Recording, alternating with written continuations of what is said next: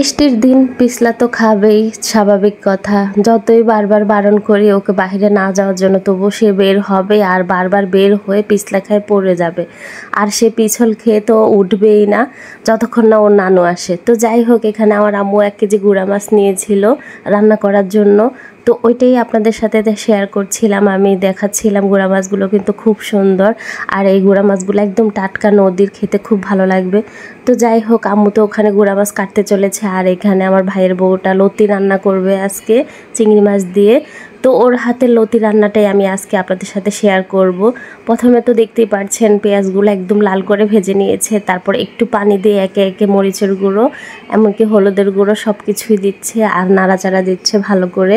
লতি দিয়ে চিংড়ি মাছ দিয়ে রান্না করলে কিন্তু খেতে খুব ভালো লাগে।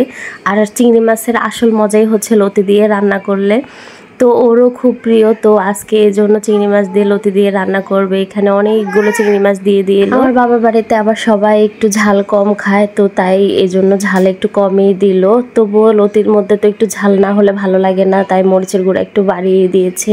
আর এক ফাঁকে কিন্তু ও এখানে মাছ রান্না করে ফেলেছে। এখানে কিন্তু কয়েক পিস কাতলা মাছ ছিল, টমেটো দিয়ে ভুনা করেছে। তো দেখতেই পাচ্ছ চিংড়ি মাছগুলো কিন্তু অলরেডি কষানো হয়ে গেছে তোমাদের সাথে কথা বলতে বলতে। আর এখন লতিগুলো দিয়ে দিয়েছে। লতিগুলো দেওয়ার পরেই তো ভালো করে নাড়াচাড়া দিবে, আর এখন ঢাকনা দিয়ে ঢেকে দিবে। ঢাকনাটা একটু পরেই কিন্তু আবার আলগে দিয়ে নিল, কারণ লতি থেকে একটু পানি বের হয়ে গেছে।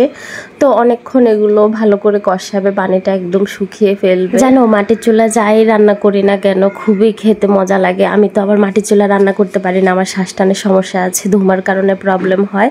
তো আমার ভাইয়ের বউ রান্না করছে, আর ওর হাতের রান্না কিন্তু অনেক মজা হয়। আর অনেক দিন পর ও লতি রান্না করছে, ওর নাকি খুবই পছন্দ লতি দিয়ে চিংড়ি মাছ। তো ওর মনের মতো করে লতিটা রান্না করছে। অনেকক্ষণ তো পানি দিয়ে কষানোর পরেই তো দেখো ফাইনালি কিন্তু লতিটাও হয়ে গেছে। আর এই তো লতিটার ফাইনাল লুক। কেমন লাগছে কালারটা সবাই কিন্তু আমাকে কমেন্টে জানাবে।